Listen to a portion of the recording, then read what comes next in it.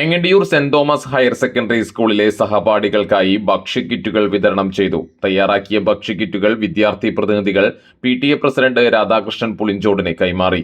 പ്രധാനാധ്യാപകൻ PK Sojan, PTA executive അംഗങ്ങളായ TB Gopan, Latheesh, PF Rosan, MD Delin, staff secretary Tony Thomas, Biju Antony, NP Jolly, Shaji T Joseph, CF Annie, CL Rekha, VJ Baby എന്നിവർ സന്നിഹിതരായിരുന്നു.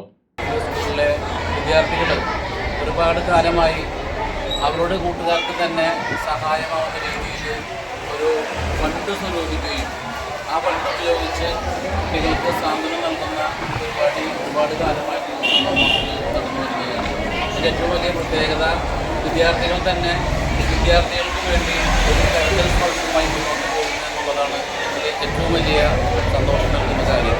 അതിൻ്റെ ഔദ്യോഗികമായ ഒരു തുടക്കം കുറിക്കലാണ് ഇനി